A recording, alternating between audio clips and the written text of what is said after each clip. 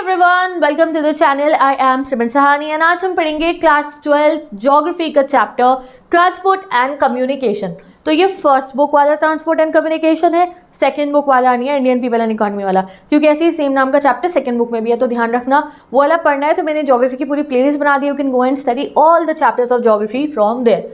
ठीक है, तो आज हम इस चैप्टर में क्या पढ़ने वाले हैं, हम पढ़ेंगे ट्रांसपोर्टेशन का रोल, कम्युनिकेशन का रोल और ट्रेड का रोल हमारी इकोनॉमी के अंदर एंड हमारे वर्ल्ड के अंदर। तो देखो, सबसे पहले बात करें अगर हम ट्रांसपोर्ट की, तो यू नो ट्रांसपोर्ट कितना ही ज़्यादा ज़रूरी है हम सभी लोगों के लिए। ठीक है, चाहे आपको कहीं जाना हो, चाहे हमारे गुड्स को कहीं ना कहीं जाना हो, तो ट्रांसपोर्टेशन इज़ वेरी इंपॉर्टेंट। ये आज हम इस चैप्टर में पढ़ने वाले हैं। ठीक है, तो natural resources, economic activities and markets are rarely in one place. तो हमारी जो नेचुरल रिसोर्सेज है, जैसे कोल, पेट्रोलियम वगैरह जो होता है, मिनरल्स जितने भी होते हैं, वो अलग देश में होंगी, अलग स्टेट में होंगी, एक कंट्री के अंदर।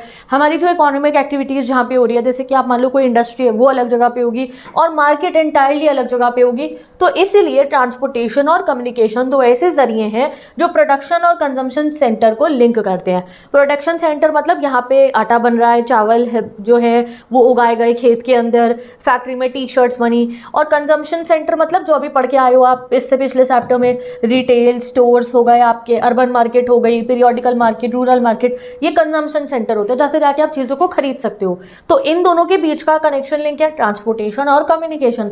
ट्रांसपोर्ट के जरिए और कम्युनिकेशन के जरिए आप गुड्स को और इवन सर्विसेज को प्रोडक्शन सेंटर से जो है कंजम्पशन सेंटर तक पहुंचा सकते हो। पॉइंट नंबर 4, ट्रांसपोर्टेशन एक बहुत ही ज़्यादा इंपॉर्टेंट है हमारा, और कम्युनिकेशन भी बहुत ही ज़्यादा इंपॉर्टेंट है हमारा ट्रेड के लिए। अगर आपको ट्रेड करना है इस वर्ल्ड के अंदर, तो ट्रांसपोर्टेशन एंड कम्युनिकेशन दोनों की ही ज़रूरत है। High living standards depends on effective transport and trade network. High living standard, एक कंट्री का जितना अच्छा ट्रांसपोर्ट सेक्टर होगा, जितना अच्छा उसके यहाँ ट्रेड होता होगा, उतनी ही ज़्यादा वहाँ के लोगों की हाई लिविंग स्टैंडर्ड होगी, उतनी इनकम ज़्यादा, उतना लिविंग स्टैंडर्ड हाई। तो ट्रांसपोर्ट एंड कम्युनिकेशन की अगर हम बात करें तो it has evolved over time. अब पुराने ज़माने से आज के समय में जो ट्रांसपोर्टेशन सिस्टम है वो बहुत ज़्यादा इवॉल्व हो गया है। तो सबसे पहले हम ट्रांसपोर्टेशन के अंदर जो है चेंजेस आए हैं दिन पर दिन, वो पढ़ने वाले हैं। तो ट्रांसपोर्ट की अगर सिंपल डेफिनेशन देखो तो transport is a service for moving people and goods using human, animals, vehicles across land, water and air। तो ट्रांसपोर्ट क्या एक सर्विस है जो हमें मिलती है मूव करने के लिए हमारे को खुद को या फिर हमारे किसी सामान को यानी कि गुड को, using human, animal and vehicles across land, water and air. या तो लैंड से जाएगा मूव होके, या एयर से जाएगा, या वाटर से जाएगा। मोड ऑफ ट्रांसपोर्ट्स की बात करें अगर हम, तो लैंड ट्रांसपोर्ट में आता है रोड और रेलवेज, वाइल वाटर ट्रांसपोर्ट्स में आता है शिपिंग एंड वाटरवेज, और एयर ट्रांसपोर्ट में आता है एयरवेज। और pipelines are also use for transporting material like petroleum and natural gas. You know pipelines भी जाती हैं, पाइपलाइंस वाटर के अंदर से भी निकल के जाती है, समुद्र में से भी, एंड इवन हमारे लैंड में से भी जाती हैं, जिसमें पेट्रोलियम हो गया और नेचुरल गैस हो गया, वो ट्रांसपोर्ट किया जाता है। Transportation is an organised service industry, बहुत बड़ी इंडस्ट्री है ये ट्रांसपोर्टेशन लॉजिस्टिक जो देखती है, जो हमारी डे टू डे की सबसे इंपॉर्टेंट नीड को जो है फुलफिल करती है। आपको कुछ भी चाहिए, मेरी पेन की इंक ख़त्म हो गई, मुझे पेन चाहिए, ठीक है, मुझे वाटर बॉटल ख़रीदनी है, मुझे चावल ख़रीदना, आटा ख़रीदनी है, मैं कैसे जाऊंगी? दुकान पे जाऊंगी। दुकान पे कहाँ से आ रहा है? कोई तो सप्लाई करने आया होगा, ट्रक में आया होगा, वो ट्रक वाले के पास बड़ी बड़ी जो है रेलवेज़ के अंदर बड़ी बड़ी गुड्स वाली एक गाड़ियाँ होती हैं, उस पे से सामान आता है, कई ट्रक्स जाके खुद डायरेक्टली फैक्ट्री से लेकर आते हैं। तो transportation is very very very important. ठीक है, तो अब हम आगे बढ़ते हैं जो है हमारा ट्रांसपोर्टेशन नेटवर्क के कुछ इंपॉर्टेंट पॉइंट्स, और ये नोड्स और लिंक क्या होते हैं ये आप समझ लो, ये आपको एग्जाम में पूछा जा सकता है। तो ट्रांसपोर्टेशन नेटवर्क दो चीज़ों से बनता है, एक नोड्स और एक लिंक्स। ये मिलके बनाते हैं एक transportation pattern for movement of goods and people. ठीक है, अब नोड्स क्या होते हैं? नोड्स बेसिकली होते हैं, they are specific location in the transport network where activities occur, जैसे कि सिटीज, एयरपोर्ट, रेलवे स्टेशन और ports. Node serves as points for transferring people and goods. तो जैसे कि ये एक मैप बना रही हूँ मैं, तो ये एक स्टेशन है, यहाँ से रेलगाड़ी है, यहाँ रुकी, लोगों को बिठाया, यहाँ चली गई, ये एक स्टेशन और आया, यहाँ आ गई। ठीक है, स्टेशन कहाँ आएगा? शहर में ही आएगा ना ऑब्वियसली। अब ये एक वाटरवेज, रिवर आ रही है, ये एक पोर्ट आ गया, पोर्ट कहाँ आएगा? शहर में ही आएगा ना। यहाँ पे फेरी के अंदर गुड्स रखेगा या शिप के अंदर, फिर इस वाटरवेज से यहाँ पहुँचा, इधर पहुँचा। तो ये जो एक पॉइंट होता है जहाँ पे एक्टिविटी हुई, एयरपोर्ट हो गया, रेलवे स्टेशन हो गया, पोर्ट हो गया, जो सिटीज़ के अंदर होते हैं, कंट्रीज़ के अंदर होते हैं, इनको हम नोड्स कहते हैं। और जो वो रूट चल रहा होता है उसको हम लिंक्स कहते हैं। तो लिंक्स में रोडवेज आ जाता है और वाटरवेज आ जाता है। These are the routes connecting the nodes. इसमें railways, waterways and even airports airport पे एरोप्लेन कहाँ से आ रहा है, हवा से आ रहा है ना, तो ये एयर के जो लिंक बना हुआ है, तो इवन एयरवेज भी हमारे लिंक्स होते हैं। तो नोड्स और लिंक्स समझ गए, कई बच्चों को समझ में ही नहीं आता है नोड्स और लिंक का मतलब। तो नोड्स मतलब एयरपोर्ट, रेलवे स्टेशंस, पोर्ट्स, शहर, कंट्रियाँ होती है हमारी नोड्स, उनका वो सेंटर। और लिंक्स क्या होते हैं, जैसे एक रिवर जा रही है, एक समुद्री रास्ता है, ओशन का करंट है, that is a link. Okay, अब आपको नोड्स और लिंक समझ में आ गया है। अब हम पढ़ते हैं evolution of transports and mode of transport हम पढ़ने वाले हैं। तो मोड कितने हैं हमारे पास ट्रांसपोर्टेशन के, तो लैंड मोड है, वाटर मोड है, एयर मोड है और इवन पाइपलाइंस भी है। ये सब इंटर रीजनल और इंट्रा रीजनल डिमांड्स को फुलफिल करते हैं, यानी कि कंट्री के अंदर भी और कंट्री के बाहर भी जो है ये डिमांड्स को पूरी करते हैं। लोगों को भी ले जाते हैं, पैसेंजर्स को भी और फ्राइट को भी। फ्राइट मतलब क्या होता है, माल या सामान, बहुत ज़्यादा क्वांटिटी के जो गुड्स होते हैं ना, जिनको इंपोर्ट करा जाता है, एक्सपोर्ट करा जाता है, या कंट्री के अंदर ही जो है एक जगह से दूसरी जगह पहुंचाया जाता है। जैसे एक फैक्ट्री के बहुत सारे कपड़े हैं, बहुत सारा माल है एक फैक्ट्री का, वो हो गया आपका कोई एग्रीकल्चर आउटपुट हो गया, उसे हम फ्राइट कहते हैं, एक्सेप्ट फॉर पाइपलाइंस। ठीक है, तो पैसेंजर और फ्राइट को तो हम पाइपलाइन से नहीं पहुंचाते हैं। ये थोड़ी कि तुम्हें पाइप में डाल दिया, लो भाई दूसरी कंट्री फिसल के पहुंचाओ, ये नहीं होता है फिलहाल अभी तो। और जो है हो सकता है आगे चलकर रिफाइंड वे में, बहुत ही टेक्नोलॉजी हाई में, बट और फ्राइट के साथ भी ज़्यादा ऐसा नहीं होता है। ये चीज़ पाइपलाइन यूज़ होती है जिससे नेचुरल रिसोर्सेज हो गई ना, जैसे पेट्रोलियम और ऑयल वगैरह, इसमें यूज़ होता है। The choice of transport mode depends on the type of good. कौन सा ट्रांसपोर्ट यूज़ होगा वो गुड पर, उसके ट्रांसपोर्टेशन कॉस्ट पर और उसकी अवेलेबिलिटी पे मैटर करता है। जो चीज़ें बहुत भारी होती है, बहुत बल्कि होती है ना, उनको हम वाटरवेज के थ्रू शिपों में भेजते हैं, क्योंकि वो फिर उसमें इकोनॉमिकल पड़ जाता है। एयरवेज सबसे महंगा पड़ता है किसी भी गुड को भेजने के लिए, क्योंकि एरोप्लेन में बैठ के कोई चीज़ आएगी, हम भैया पैसा तो लगेगा ही। तो एयरवेज से कई बार हम सबसे ज़्यादा महंगा पड़ता है, बट वो फास्टेस्ट हो जाता है। तो बहुत सारी चीज़ें डिपेंड करती है। तो in a well managed transport system these nodes work together effectively. Nodes क्या होगा है पता है ना तुम्हें, वो रेलवे स्टेशन, एयरपोर्ट्स वगैरह, ये सब नोड्स होते हैं हमारे। अब हम मानेंगे क्या क्या होते हैं हमारे नोड्स। नोड्स का आपको बता रखा है सबसे पहले, ओशियन फ्राइटर्स, यानी कि जो होते हैं ना पोर्ट्स, जहाँ पे आपने देखा होगा कार्गोज होते हैं, बड़े बड़े बॉक्सेस होते हैं, उनमें चीज़ें भरती हैं, वो शिप पे रेड ब्लू ऑरेंज कलर की वो डलते हैं और वो चले जाते हैं। रेलवेज भी हमारे नोड है, एयरवे यानी कि एयरपोर्ट भी हमारा नोड है, और रोड ट्रांसपोर्ट, ये सब हमारे नोड्स हैं। ठीक है, रेलवेज की अगर हम बात करें, ये लार्ज वॉल्यूम बल्कि मटेरियल को long distance with in a country में सबसे ज़्यादा बढ़िया रहता है हमारा railway, with in a country में। यही काम अगर हमें आउटसाइड द कंट्री करना हो तो तब ये ओशन फ्राइटर्स हमारे काम आते हैं। Airway ideal for high value light and perishable goods, ऐसे गुड जो बहुत एक्सपेंसिव हैं, उनकी बहुत ज़्यादा वैल्यू है, लाइट वेट है, बहुत भारी नहीं, लाइट वेट है, और पेरिशेबल है, भाई ख़राब हो जाएंगे, तो उन्हें हम एयरवे से भेजते हैं। और रोड ट्रांसपोर्ट की अगर हम बात करें, ये सबसे कॉस्ट इफेक्टिव होता है, फास्ट होता है, शॉर्ट डिस्टेंसेस और डोर टू डोर सर्विसेज के लिए रोड ट्रांसपोर्ट होता है। ठीक है, अब हम पढ़ने वाले हैं और हमारे ना एनिमल्स का भी कई जगहों पे यूज़ होता है for the transportation. And you know animals का अगर ट्रांसपोर्टेशन में यूज़ करा जाता है आज के ज़माने में भी, तो इट इज़ स्लाइटली एक्सपेंसिव। अब तुम सोचोगे आज के ज़माने में कौन यूज़ कर रहा है एनिमल्स को, तो देयर आर एरिया जहाँ पे यूज़ होते हैं, एक बॉक्स में गिवन है। तो हॉर्सेस को commonly used as draught animals in western countries for various transportation purpose. Dogs और रेनडियर्स को नॉर्थ अमेरिका में, नदर्न यूरोप में, साइबेरिया के अंदर जो बहुत ठंड होती है ना, स्नो कवर ट्रेन, वहाँ स्लेजेस में वो जो सेंटा क्लॉज आते हैं ना, वो स्लेज पे बैठ के गाड़ी खींचती हुई आती है, तो वही वाली स्लेज को खींचने के लिए उसी टाइप की होती है वो स्लेज, उसे खींचने के लिए रेनडियर और डॉग्स का आज के समय पे भी नॉर्थ अमेरिका, नॉर्थ यूरोप और साइबेरिया में यूज़ करा जाता है। ठीक है, म्यूल्स का माउंटेन रीजन्स में यूज़ करा जाता है for their strength and short footedness, क्योंकि वो पक्का पक्का चलते हैं माउंटेन्स के ऊपर। ठीक है, कैमल्स को कैरावैन मूवमेंट में यूज़ करा जाता है डेजर्ट में, क्योंकि वो एरिड कंडीशन के लिए सबसे बेस्ट है। Bullocks commonly use in India for pulling carts, playing a vital role in rural transport. तो आज के समय पे भी हम जो है हमारे जो है एनिमल्स पे भी डिपेंडेंट है कहीं ना कहीं ट्रांसपोर्टेशन के लिए। ठीक है, अब आता है हमारा पहला ट्रांसपोर्टेशन नेटवर्क जो हम पढ़ने वाले हैं, दैट इज रोड ट्रांसपोर्ट। तो यहाँ पे ना देख सकते हो आप कि मैंने ना पॉइंट्स बना दिए। मेरी आदत ये है कि मैं अपने नोट्स ऐसे बनाती हूँ कि मैंने ये पॉइंट बना दिया है और इसके नीचे मैंने इस पॉइंट को डिफाइन कर दिया। अब तुम्हें अगर ये पॉइंट्स लर्न कर लिए तुमने, तो तुम चाहे ये पूरी बात को ऐसा रट्टाफिकेशन तुम्हें करने की जरूरत नहीं है। तुम्हें पता है road transport economic for short distances, तो इसको तुम एक्सटेंड करके लिख सकते हो और एक्सटेंड करके लिख दोगे and you will get marks, you can frame your answer. तो रट्टाफिकेशन नहीं करनी पड़ेगी। एंड अगर आप अपने आंसर को भी एग्जाम में ऐसे ही डिफाइन करोगे तो पेपर में आपको बोर्ड एग्जाम में बहुत मार्क्स मिलेंगे। And even for higher level of exams आपको जो राइटिंग स्किल नहीं आती है वो आपकी डेवलप होगी जो आप ऐसे आंसर करेंगे। ठीक है, तो यहाँ पे आप देखो जैसे कि आपको एग्जाम में क्वेश्चन है define road networks it's important something like that, तो आप पहले एक स्टेटमेंट लाइन लिखना, फिर आपने पहला पॉइंट लिखा इकोनॉमिक फॉर शॉर्ट डिस्टेंसेज और उसके नीचे लिख दिया, फिर आपने दूसरा पॉइंट लिखा उसके नीचे लिख दिया, देन थर्ड पॉइंट और फिर एक लाइन लिख करके ऐसे। जब आपका ऐसा प्रेजेंटेड आंसर मिलेगा यू विल गेट मार्क्स, ठीक है। तो सबसे पहले अगर हम रोड ट्रांसपोर्ट की बात करें, it is important, road transport is more cost effective than railways for distances particularly for freight. तो शॉर्ट डिस्टेंसेज में अगर आपको फ्राइट यानी कि गुड्स, बहुत सारा सामान को जो है अगर ट्रांसपोर्ट कराना हो तो रोड ट्रांसपोर्ट बढ़िया रहता है। इंपॉर्टेंस ऑफ फ्राइट ट्रांसपोर्ट की अगर हम बात करें तो the door to door service provided by road transport is increasingly important. Door to door चीज़ें पहुंच सकती है, जैसे आप अमेजोन से कॉल करके अपने लिए कोई चीज़ मंगाते हो, तो आपने देखा है सुबह सुबह आप उठते हो, कभी कोई हैवी मटीरियल होता है तो ट्रक से आ जाता है, वरना बाइक्स वाले जो भैया होते हैं वो पूरा हमारे को डिलीवर करके चले जाते हैं।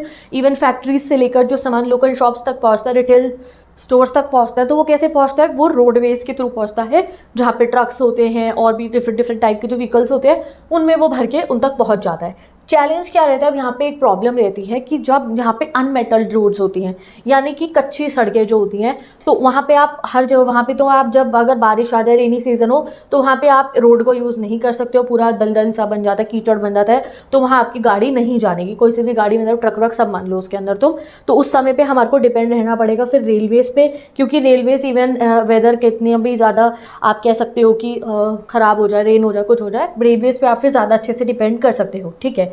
तो रेल ट्रांसपोर्ट को हम ऑल्टरनेटिव वे में यूज़ करते हैं ऐसी जगहों पे जहाँ पे वेदर कंडीशन अच्छी नहीं होती है, but their limited coverage is insufficient for large and developing countries. But railways की भी ये दिक्कत है कि रेलवेज़ इतनी कोनों तक तो नहीं है ना, पूरे देश के ऐसे कोने में तो नहीं है ना, एक गाँव है कि वहाँ से भी रेलवे ट्रैक जा रहा हो तो उनके पास भी गुड्स पहुँच जाए, नहीं ना। तो इसलिए हमें रोडवेज़ को अपना मेटल करने की बहुत ज़रूरत है कि सब जगहों पर पक्की सड़कें हों, ठीक है।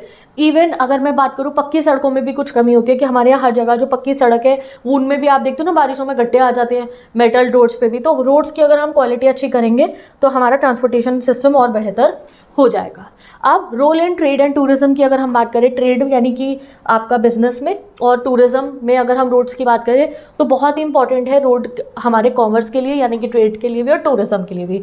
There is a significant quality difference in road infrastructure between developed and developing countries. बहुत फ़र्क होता है। ये जो रोड देख रहे हो तुम, काफ़ी अलग सी सुंदर सी लग रही होगी तुम्हें, ठीक है। अब यही बात बता रखी है आपको, ये देखो ये एक दूसरी कंट्री की रोड्स है, तो अगर तुम रोड देखोगे एक डेवलप्ड कंट्री की और डेवलपिंग कंट्री की तो तुम्हें फ़र्क पता चल जाएगा। डेवलपिंग कंट्री की रोड्स बहुत हाईटेक और वाली अलग सी बन रखी होती है, अच्छी मटेरियल उसमें यूज़ कर रखा होता है, हैवी रोड्स बन रखी होती है, और वहीं पर डेवलपिंग कंट्रीज़ की इतनी बढ़िया कई बार नहीं होती है, होती भी है बट फिर भी you can see the difference. जैसे कि कंट्रीज़ लाइक जर्मनी के पास सबसे एक्सटेंसिव मोटरवे सिस्टम है allowing for efficient long distance travel, ठीक है।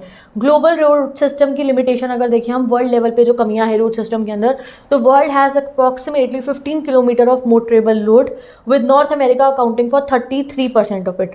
तो सबसे बढ़िया जो रोड आप समझ लो नॉर्थ अमेरिका में ही है, and having the highest road density and vehicle registration compare to other regions like western Europe.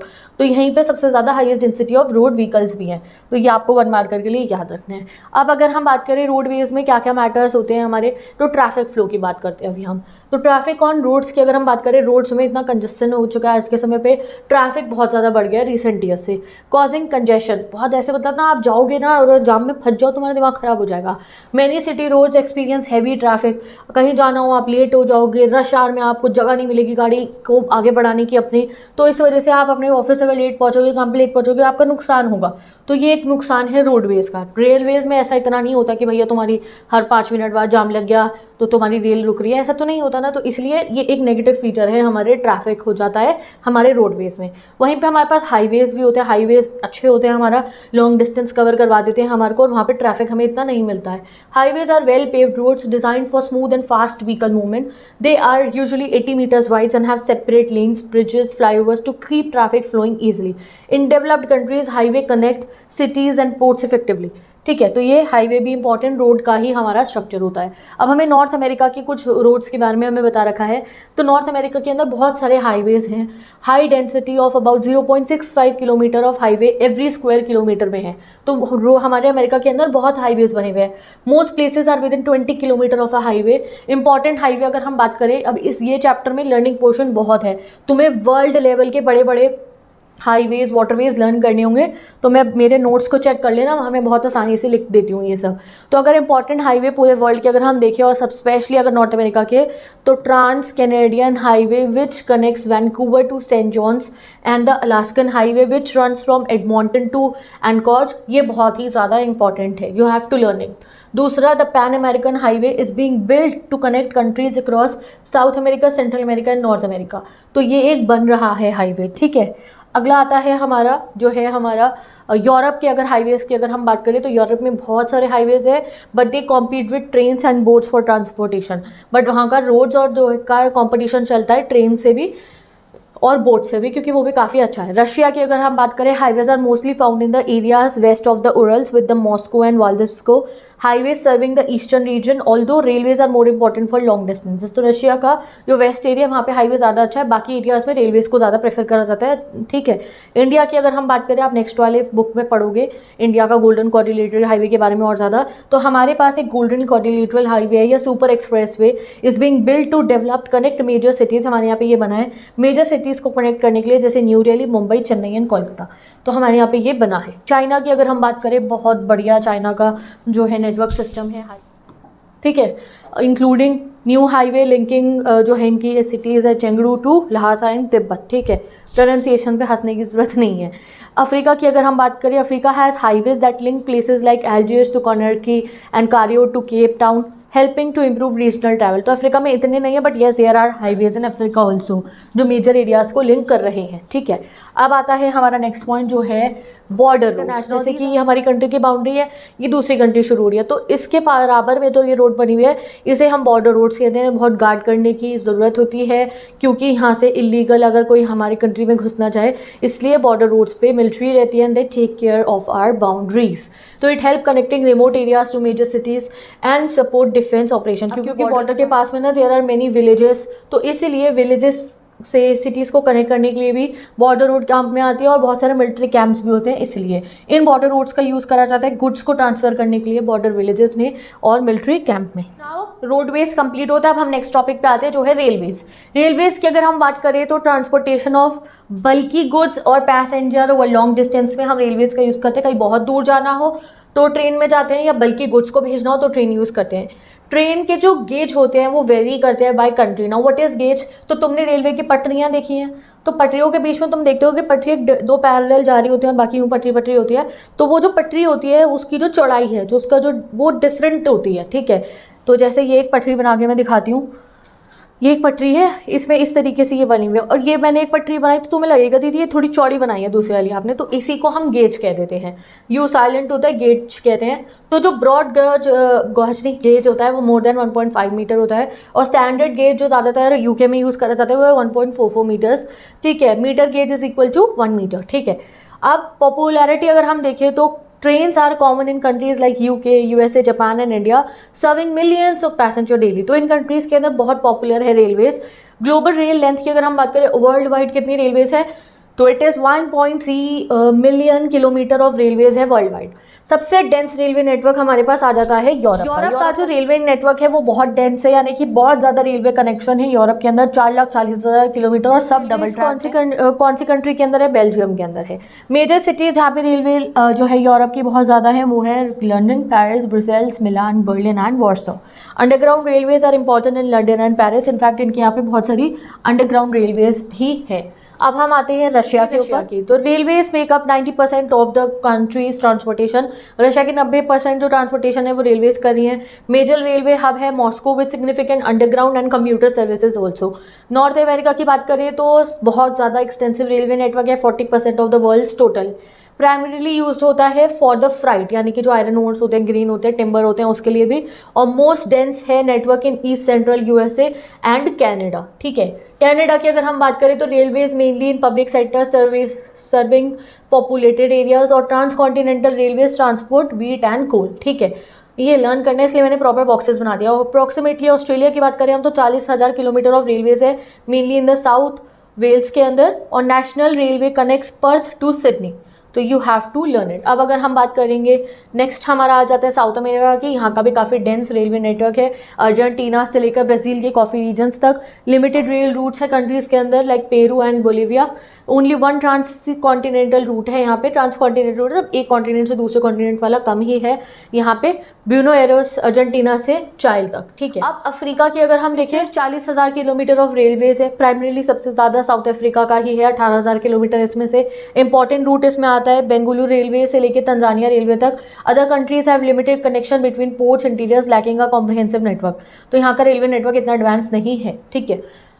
अब हम कुछ ट्रांस कॉन्टिनेंटल रेलवे नेटवर्क्स के बारे में पढ़ेंगे, ये बहुत इंपॉर्टेंट है एग्जाम के लिए, इसमें क्वेश्चन आपको आएगा, ठीक है। यानी कि रेलवे जो ट्रांस कॉन्टिनेंटल पहले आता है इसमें ट्रांस साइबेरियन रेलवे, इसका रूट चलता है सेंट पीटरबर्ग वेस्ट से व्लादिवोस्तोक ईस्ट तक, यानी कि रशिया तक जाती है ये। इसकी की स्टॉप्स होते हैं हमारे मॉस्को, उफा जो है जगहों का नाम, ये मैंने आगे सिटीज़ का ये आप पढ़ सकते हो, ठीक है। लर्न करनी होगी स्पेलिंग तुम्हें। सिग्निफिकेंस अगर इसके बताए तो ये लॉन्गेस्ट रेलवे नेटवर्क है in the world at 9,332 kilometre. Essentially ये ट्रेड और ट्रांसपोर्टेशन के लिए बना है।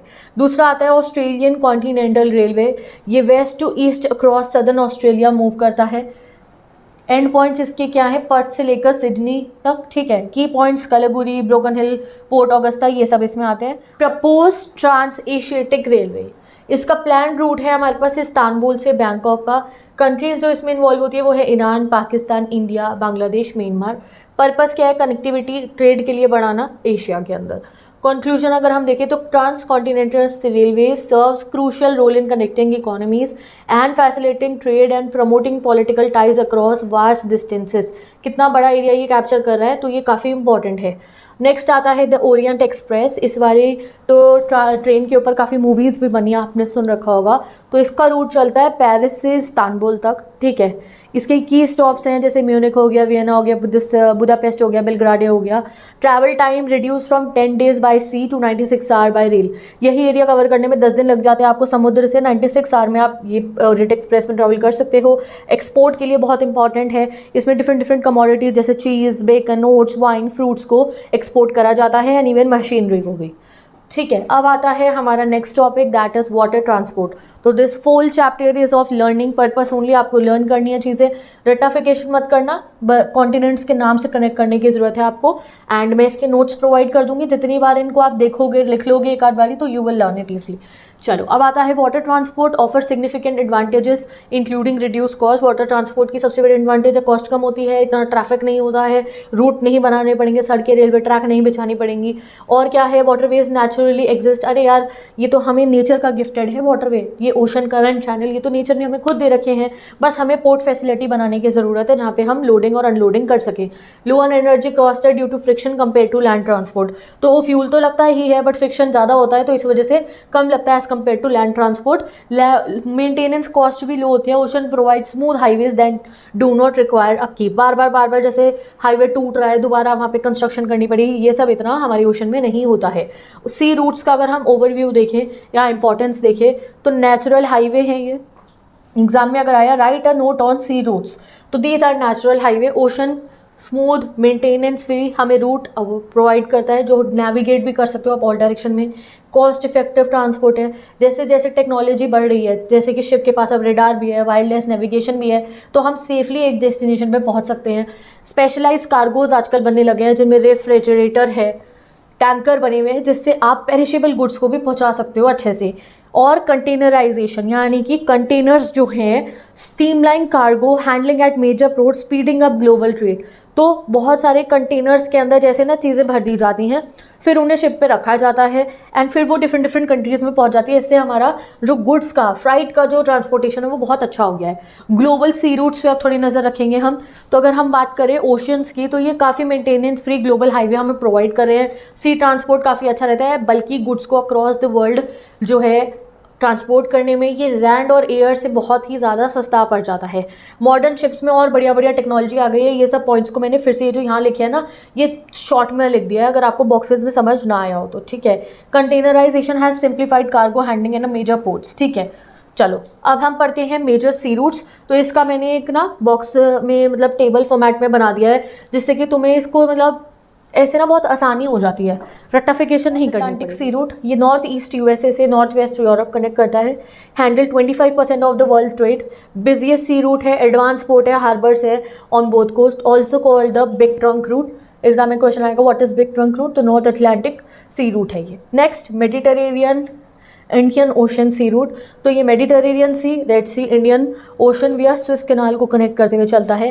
Passengers through old world, important ports की अगर हम बात करें तो एडन है, मुंबई है, कोलंबो है, सिंगापुर है। स्विस कैनाल जब से बन गया है तो इस और डिस्टेंस इसका जो है शॉर्ट हो गया as compare to the cape of good.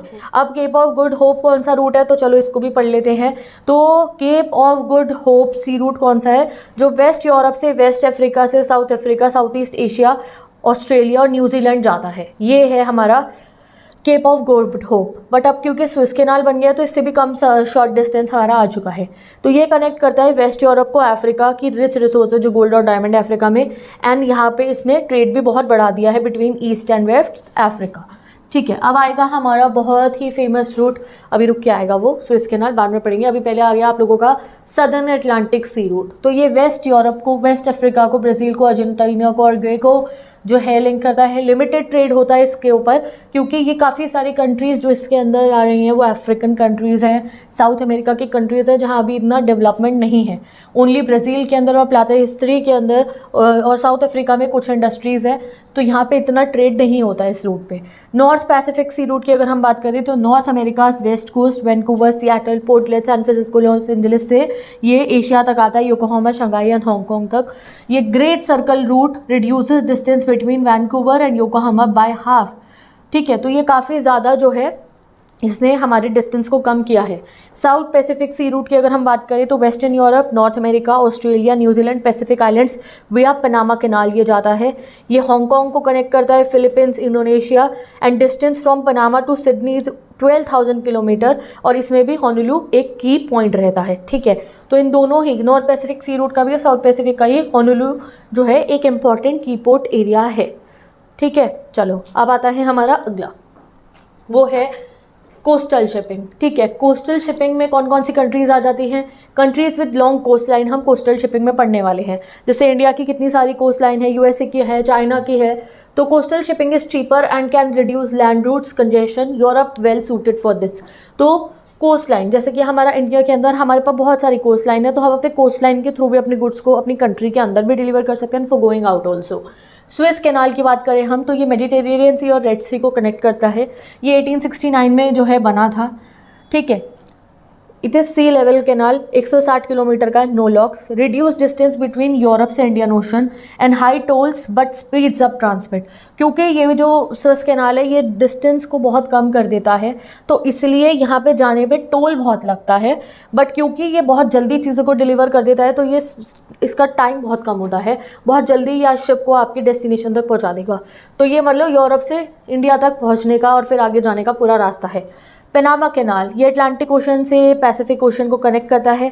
ये यूएस गवर्नमेंट ने बनाया था, 72 किलोमीटर लॉन्ग है, इसमें 6 लॉक सिस्टम है। इसने न्यूयॉर्क से सैन फ्रांसिस्को तक का रूट जो है शॉर्ट कर दिया है, और फिर आगे अगर हम बात करें लैटिन अमेरिकन इकॉनमीज़ के लिए तो ये और ही ज़्यादा इंपॉर्टेंट है। ठीक है, तो ये पनामा कैनाल भी आपने पढ़ लिया। अब हम आते हैं इनलैंड वाटरवेज के ऊपर। ऐसा नहीं है कि हम वाटरवेज को यूज़ खाली इंटरनेशनल ट्रेड के लिए करते हैं, with in the country also आप यूज़ करते हो इसको। इनलैंड वाटर बॉडीज़ हमारी कौन सी होती है, जैसे रिवर हो गया, कैनाल हो गया, लेक्स हो गया, और कोस्टल एरियाज़ में इनलैंड जो है वाटरवेज को भी यूज़ करा जाता है। कितना डेवलप कर पाओगे वो डिपेंड करता है विड्थ पे, डेप्थ पे, वाटर के फ्लो, कॉन्टिन्यूटी पे और तुम्हारी टेक्नोलॉजी के ऊपर। रिवर्स आर की transport routes and dense forest वाले एरियाज़ में रिवर एक अच्छा ट्रांसपोर्ट एरिया रहती है। हैवी कार्गो जैसे coal, cement, timber, ores can be effectively transport through the inland waterway. जैसे अगर एक माइनिंग एरिया है वहाँ से फैक्ट्री तक अगर आपको कोल, सीमेंट, टिम्बर पहुँचाना है तो वो इनलैंड वाटरवे से हम आसानी से पहुँचा लेते हैं। Historically riverways were main transport routes especially in India. हमारी कंट्री के अंदर रिवरवेज सबसे ज़्यादा इंपॉर्टेंट ट्रांसपोर्ट का रूट रहता था। यहाँ बंगाल से लेकर पूरा नदर्न प्लेन्स तक हमारी जितनी भी रिवर्स बह रही हैं, और नीचे भी पूरा पेनिनसुलर एरिया के अंदर भी कृष्णा नदी, गोदावरी नदी, हमारे नदियों के थ्रू बहुत हम ट्रेड लिंक्स करते थे। ठीक है, डिक्लाइन इज यूजेज हो रहा है ड्यू टू रेलवे कॉम्पिटिशन, क्योंकि नदियों में जो हमारा जैसे जिस तरीके से हम रिवर्स को यूज़ करें फॉर ट्रांसपोर्ट, अब वो कम हो रहा है क्योंकि रेलवेज इतनी बढ़िया हो चुकी हैं। इस वजह से रेलवे ने इसको कॉम्पिटिशन दिया है। अब वाटर को ज़्यादा हम इरीगेशन के लिए यूज़ कर रहे हैं। ठीक है, इनलैंड वाटरवेज की अगर हम बात करें तो रिवर और also very important for domestic and international transport and trading in the developed countries. Despite limitation many rivers have been improve for navigation, काफ़ी सारी रिवर्स को नेविगेशन के लिए इम्प्रूव करा गया है, ठीक है। रिवर बैंक्स बनाए गए हैं, डैम्स बनाए गए हैं, जिससे कि वाटर के फ्लो को रेगुलेट कर पाओ, तभी आप रिवर वाटर को यूज़ कर सकते हो for transport. Modified rivers serve as important for commercial highways globally, ठीक है। अब इनलैंड वाटरवेज के बारे में अगर हम देखें, फॉर एग्जांपल हमें बता रखे हैं, तो द राइन वाटरवेज ये फ्लो करता है जर्मनी से नीदरलैंड पे, नेविगेबल है ये 700 किलोमीटर तक, ठीक है। की पोर्ट्स है इसके नीदरलैंड्स में, जर्मनी में, और दूसरा भी जर्मनी में ही है। इकोनॉमिक इंपॉर्टेंस क्या है, ये रिवर जो है ना ये ज्वाइन करता है राइन को, इसमें ओशन वाले शिप्स भी एंट्री मारते हैं और जो इनलैंड शिप्स होते हैं वो तो एंटर होते ही हैं। कनेक्ट किस किस को करता है ये, स्विट्जरलैंड को, जर्मनी को, फ्रांस को, बेल्जियम को, नीदरलैंड्स को with north Atlantic sea route. तो नॉर्थ अटलांटिक सी रूट को से कनेक्टेड है हमारा ये राइन, और नॉर्थ अटलांटिक सी रूट तो आपने फर्स्ट पढ़ाई था कि कितना इंपॉर्टेंट है। अगला आता है हमारा द डैन्यूब वाटरवे, ये ईस्टर्न यूरोप को सर्व करता है, rises in the Black Forest Germany, ठीक है। नेविगेबल है up to Turnu Severin, wheat maize timber and machinery के लिए ये यूज़ होता है एक्सपोर्ट करने के लिए, passes through multiple eastern European countries. Next आता है the Volga airway waterways, location Russia में है, provides 11,200 kilometres of navigable waterways. Volga Moscow canal connects it to Moscow, Volga Don canal links it to the Black Sea, ठीक है। Destination क्या है, drains into the Caspian Sea, and में जाके ये Caspian सी में ड्रेन हो जाता है, ओके। अब अगला आता है हमारा जो है the Great Lakes Saint Lawrence sea में, ठीक है। लोकेशन क्या है इसकी, नॉर्थ अमेरिका, इसमें लेक्स आती हैं जैसे कि सुपीरियर, हुरॉन, ईरी, ओंटारियो, ये लेक वाला वाटरवे है।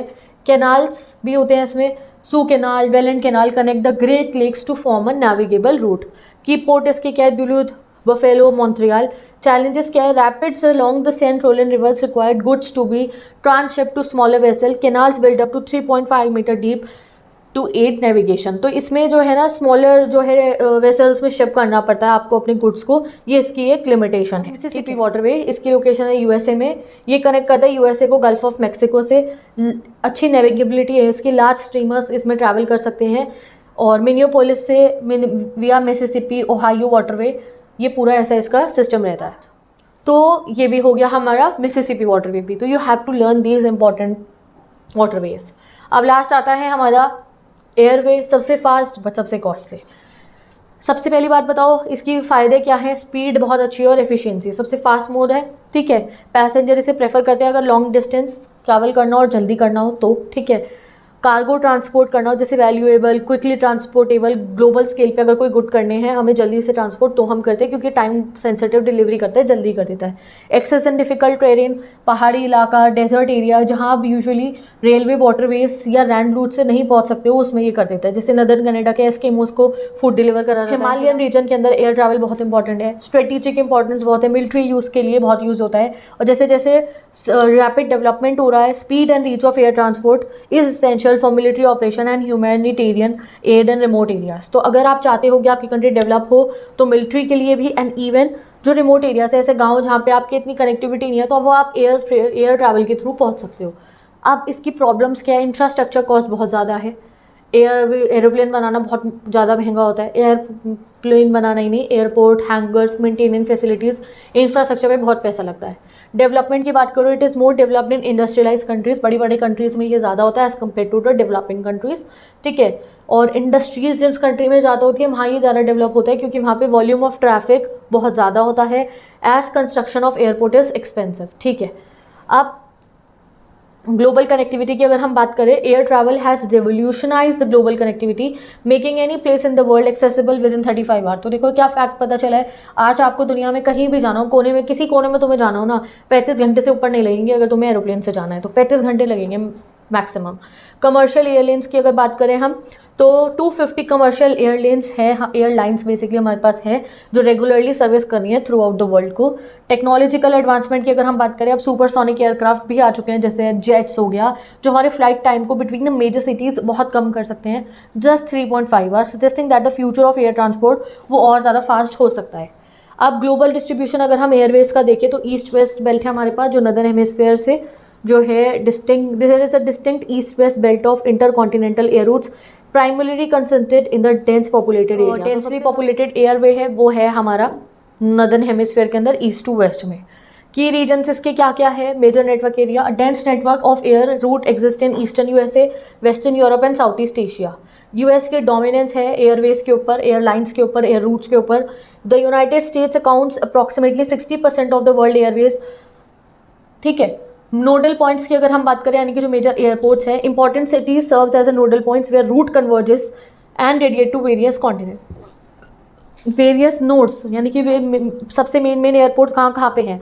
न्यूयॉर्क में है, सैन फ्रांसिस्को में है, लॉस एंजलिस में है, शिकागो में है। यूरोप का अगर हम बात करें तो लंदन, पेरिस, एम्स्टर्डम, फ्रैंकफर्ट और रोम में है। एशिया के मेन एयरपोर्ट्स कहाँ पे हैं? मॉस्को में है, कराची में है, न्यू दिल्ली है, मुंबई है, बैंकॉक है, सिंगापुर है और टोक्यो है। ये एशिया के इंपॉर्टेंट नोड्स यानी कि एयरपोर्ट्स। अंडर डेवलप्ड एरियाज़ की अगर हम बात करें तो लिमिटेड सर्विस होती है इनकी अंडर डेवलप्ड एरिया में। अफ्रीका में, एशियाटिक पार्ट ऑफ रशिया में, America have been limited air services reflecting their lower economic development and population density। South America है ये, ठीक है। तो यहाँ पे इतना एयरवे डेवलप नहीं है, मतलब शो हो रहा है कि इनका लोअर इकोनॉमिक डेवलपमेंट है। सदर्न हेमिस्फीयर की अगर हम बात करें तो एयर सर्विसेज बहुत ही कम है, ठीक है, due to a combination of factors including lower population density and limited land mass. तो सदर्न हेमिस्फीयर में ज़्यादा एयरवे कनेक्टिविटी नहीं है। अब आता है हमारा last transport system, that is pipelines. Pipelines में आपको बता चुकी हूँ, इंसानों के लिए ज़्यादा नहीं यूज़ हो रही है ये लिक्विड और गैसेस को यूज़ करी जाती है, लिक्विड और गैसेस को ट्रांसपोर्ट करने के लिए, वाटर को भी, पेट्रोलियम को भी, नेचुरल गैस को भी। वाटर सप्लाई कॉमनली यूज़ होता है अर्बन एरियाज़ के अंदर, पानी आता है ना पाइपलाइन से। कुकिंग गैस आती है आजकल, वो येलो कलर का पाइप आता है ना जो एलपीजी का, वो जो है खाली तुम्हारे घर में नहीं आ रहा है, बड़ी बड़ी पाइपलाइंस के थ्रू ही जो है पाइपलाइन से नेचुरल गैस आ रही होती है। Liquid coal, pipelines can also transport the liquefied coal. Even New Zealand के अंदर मिल्क ट्रांसपोर्ट होता है फार्म से फैक्ट्रीज तक विया पाइपलाइंस। अभी हम कुछ पाइपलाइन पढ़ने वाले हैं। Pipelines in the USA dense network form करती है। यूनाइटेड स्टेट्स के पास काफ़ी अच्छा नेटवर्क है पाइपलाइंस का, ठीक है। नोटेबल पाइपलाइंस की अगर हम बात करें तो big inch transport petroleum from the gulf of Mexico to the northern eastern states. Contribution की अगर हम बात करें तो जो मतलब कितनी चीज़ों को ट्रांसपोर्ट कर देती हैं ये, तो 17% ऑफ जो हमारा फ्राइट है वो पाइपलाइन ट्रांसपोर्ट कर देती हैं इन द यूएसए, ठीक है। अब ग्लोबल पाइपलाइन कनेक्शंस की अगर हम बात करें तो एक यूरोप एंड एशिया की पाइपलाइन है। Pipeline in Europe and Russia है, वेस्ट एशिया और इंडिया को कनेक्ट करती हुई है, ऑयल वेल्स टू रिफाइनरीज तक, पोर्ट्स तक और डोमेस्टिक मार्केट तक। सेंट्रल एशिया की अगर हम बात करें, तुर्कमेनिस्तान ने इस्टेब्लिश करी है पाइपलाइन जो ईरान और पार्ट ऑफ चाइना तक जा रही है। हमारे एक फ्यूचर हमारा एक प्लान है ईरान इंडिया पाइपलाइन का। The propose international oil and natural gas pipeline है जो ईरान से इंडिया आएगी पाकिस्तान होते हुए, और ये एक मतलब हमारा विजन है that we will make this pipeline, ठीक है। अभी हम नेक्स्ट टॉपिक पे आते हैं, हमारे कम्युनिकेशन। तो ट्रांसपोर्टेशन कंप्लीट हो चुका है, अब कम्युनिकेशन पे आ गए हैं। As you guys know the trade करने के लिए हमें ट्रांसपोर्ट एंड कम्युनिकेशन दोनों की ज़रूरत है।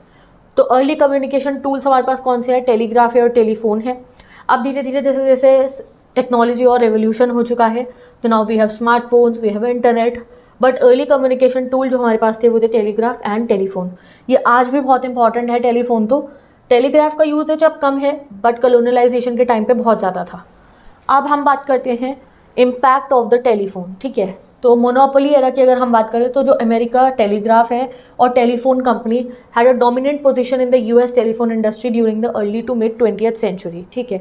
द टेलीफोन ने बहुत इंपॉर्टेंट रोल प्ले करा था अर्बनाइजेशन के अंदर, allowing business to centralise operation in cities and set up branches in smaller towns. ऐसा हुआ था, मतलब शहरी कल्चर इतना बढ़ गया था जब टेलीफोन आया कि मेन ब्रांच तो बड़े शहर में लग गया, छोटे छोटे शहरों के अंदर उसके ऑफिसेस खुल गए, क्योंकि आप टेलीफोन से बात करके अपनी बातों को ट्रांसफ़र कर सकते हो।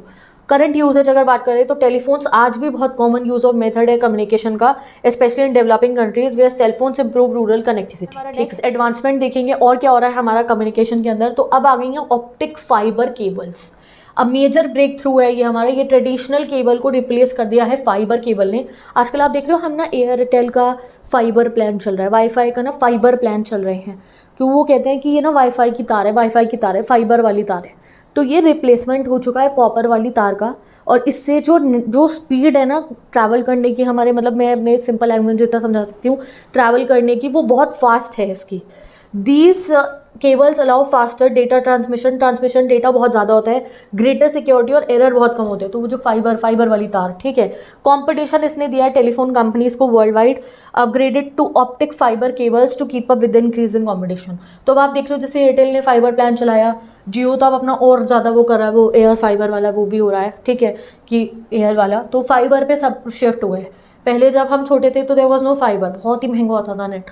अब धीरे धीरे फाइबर आ गया है, स्पीड भी कम होती थी, अब स्पीड भी अच्छी हो रही है। जितना आप अमेरिका चले जाओ, यूएसए चले जाओ, बड़ी बड़ी कंट्रीज़ में आप जाओगे, वहाँ स्पीड और ज़्यादा अच्छी मिलती है। क्यों? धीरे धीरे जैसे जैसे आप डेवलप करोगे, फास्टर डेटा ट्रांसमिशन होगा, ग्रेटर सिक्योरिटी होगी और एरर्स कम होंगे। इंटीग्रेशन विद कंप्यूटर्स, अगर हम अब इंटीग्रेट करें कम्युनिकेशन को कंप्यूटर से, तो 1990s में डिजिटाइजेशन हो गया था हमारी इन्फॉर्मेशन का, ठीक है, और इसको हमने टेलीकम्युनिकेशन से मर्ज कर दिया था, ठीक है, and resulting integrated network known as the internet, और इस तरीके से इंटरनेट हमारा बन गया। लॉन्ग डिस्टेंस कम्युनिकेशन बहुत ही ज़्यादा इवॉल्व हो चुकी है अब हमारे इंटरनेट की वजह से। पहले जहाँ हम टेलीग्राफ और टेलीफोन पे डिपेंडेंट रहते थे, अब हमारे पास ऑप्टिक फाइबर है और इंटरनेट है, जिसने हमारी कनेक्टिविटी और डेटा ट्रांसमिशन वर्ल्ड वाइड बहुत बढ़ा दिया। अब सैटेलाइट कम्युनिकेशन, अब ये जो इंटरनेट हम यूज़ कर पा रहे हैं, हम कॉल कर रहे हैं, हम बात कर पा रहे हैं, वो कौन करवा रहा है? वो सब ये हमारी प्यारी प्यारी सैटेलाइट्स करवा रही हैं। आज जो तुम अपने मोबाइल पे मेरी वीडियो देख पा रहे हो, किस लिए देख पा रहे हो? बिकॉज ऑफ इंटरनेट, जो ये सब सैटेलाइट्स ही कर रही हैं। तो the internet is the largest electronic network connecting 1 billion people across more than 100 countries. बहुत ज़्यादा यूज़ है इसका। एवरी टाइम अगर तुम किसी को फ़ोन कर रहे हो, कॉल कर रहे हो, टीवी देख रहे हो, वो सब ये सैटेलाइट्स ही कर रही हैं। इमरजेंस की अगर हम बात करें तो सैटेलाइट कम्युनिकेशन 1970 से सिग्निफिकेंटली राइज होने लग गई थी, और उसके बाद रिसर्च ने बहुत ज़्यादा हुई by the USA and the USSR, जो हमारा पुराना यूएसएसआर था उसमें। दीज सैटेलाइट्स आर रिप्लेस्ड, यानी कि इन सैटेलाइट्स को क्या करा जाता है, आर्टिफिशियल सैटेलाइट होते हैं ना, हम अर्थ के ऑर्बिट में जाके लगा के आते हैं, एंड इससे हम रिमोट एरियाज़ को भी कनेक्ट कर पाते हैं, ठीक है। कॉस्ट एफिशिएंसी की अगर हम बात करें तो cost and time for communication remain the same regardless of distance. Communication over 500 kilometre cost the same as communicating over 1000 kilometre via satellite. ना डिस्टेंस में इतना फर्क, जैसे अगर आपको ट्रांसपोर्ट दूर करना हो तो ज़्यादा पैसे लगेंगे, कम करना हो डिस्टेंस में करना हो तो कम पैसे लगेंगे। फ़ोन में ऐसा इतना नहीं होता है सैटेलाइट कॉलिंग के अंदर, कि अगर आप यहाँ पे गिवन है 500 किलोमीटर और 5000 किलोमीटर के बीच की जो कॉस्ट आएगी वो आपकी सेम आएगी, ठीक है। अब इंडिया की कुछ सैटेलाइट्स के बारे में अगर हम पढ़े तो वी हैव आर्यभट्ट जो लॉन्च हुई थी हमारी, मेजर पढ़ रहे हैं हम इसमें, 19 अप्रैल 1979 को। देन भास्कर 1 लॉन्च हुई 1979 में, फिर रोहिणी लॉन्च हुई 1980 में, एप्पल लॉन्च हुई हमारी 18 जून 1981 में विया एन आर्यन रॉकेट, ठीक है जी। चलो अब अगर हम बात करें हमारे इम्पैक्ट ऑन कम्युनिकेशन की, तो सैटेलाइट जैसे कि लॉन्ग डिस्टेंस कम्युनिकेशन को, टेलीविजन को और रेडियो सर्विसेज को, वेदर फोरकास्टिंग बहुत अच्छी हो चुकी है हमारी सैटेलाइट की वजह से, और सैटेलाइट कम्युनिकेशन ने इंफॉर्मेशन को ट्रांसमिट करने में बहुत ही इंपॉर्टेंट रोल निभाया है हमारी सोसाइटी के अंदर, चाहे वो वेदर हो, चाहे वो कम्युनिकेशन करवाना हो, ठीक है। Art cyber space the internet, तो cyber space refers to the electronic world created by computer network primarily represented by the World Wide Web. It allows communication and access to information without the need for physical movement of sender or receiver. तो internet क्या करता है, हमारी information पहुंचा सकता है एक दूसरे इंसान तक without physical movement between the sender और रिसीवर, ठीक है जी। साइबर स्पेस एग्जिस्ट एवरीवेयर, हर जगह होता है साइबर स्पेस, ऑफिस में, सेलिंग बोर्ड में, इनसाइड अ प्लेन, एवरीवेयर, और ये हमारी डेली लाइफ का पार्ट बन चुका है।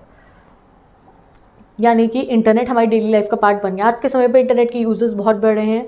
1995 की बात करें तो 50 मिलियन इंटरनेट यूजर्स थे, फिर 2000 में 400 मिलियन हुए, और आज 2010 में 2 बिलियन थे, और अब तो पूछो ही मत।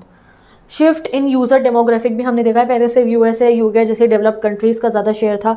अब अगर हम बात करें तो US, UK, Germany, Japan, China, India, ये सब मेजर यूज़र बन चुके हैं इंटरनेट के, ओके। अब impact of cyber space on society अगर हम देखें तो एक्सपेंशन हुआ इकोनॉमिक और सोशल स्फेयर के अंदर, हमारा email, e commerce, e learning, e governments हमारे पास सब हो चुका है।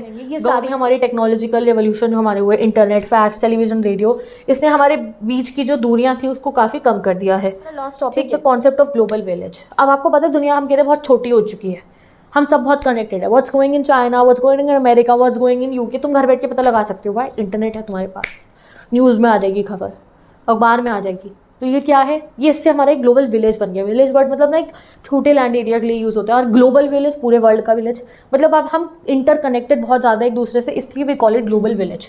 तो मॉडर्न कम्युनिकेशन सिस्टम ने क्या किया है, this system has transform the concept of global village where people can connect and communicate across vast distances. कहाँ पुराने ज़माने में तुम किसी को जाके बोल दो कि तुम, अब सपोज करो तुम 15th सेंचुरी में, 16th सेंचुरी में, 17th 18th सेंचुरी में चले जाओ और किसी को जाके की बात बताओगे कि ऐसा कुछ पॉसिबल है that you can call and किसी को देख सकते हो, तो मोबाइल पे फ़ोन पे बात कर सकते हो, तो वो तो यकीन ही नहीं करेंगे इस बात पे। तो आज के समय पे देखो, ये इंटरनेट की वजह से, ये हमारी टेक्नोलॉजी की वजह से पॉसिबल हुआ है कि हम वास्ट डिस्टेंसेस में कम्युनिकेट कर सकते हैं। और आगे जो है, इस टेक्नोलॉजी की वजह से हमारा जो पूरा वर्ल्ड हुआ वो इंटरकनेक्ट हो गया। इन समरी अगर हम देखें तो साइबर स्पेस और इंटरनेट ने बहुत बड़ा रोल निभाया है मॉडर्न कम्युनिकेशन को शेप करने में, हमारी इकोनॉमिक सोशल इंटरैक्शन को बढ़ाने में हमारा इंटरनेट ने एक बहुत ही बड़ा रोल निभाया है। ओके, तो आज के समय पे जैसे even if I am teaching you how is it possible, it's because of internet. Okay, तुम इतनी सारी जो चीज़ें हैं अपने घर बैठ के समझ सकते हो, you can even start up business घर पे बैठे बैठे, वो सब किस वजह से पॉसिबल है, इंटरनेट। तो with this let's end this chapter, ये भी कंप्लीट होता है। चैप्टर में बहुत लर्निंग पोर्शन है, नो दैट, तो इसके बढ़िया धमाकेदार से नोट्स बना दिए मैंने मेरी इंस्टाग्राम आईडी पे, वहाँ से जाके आप पढ़ सकते हो। मैं मिलूंगी आपसे नेक्स्ट वीडियो में। Bye bye, best of luck.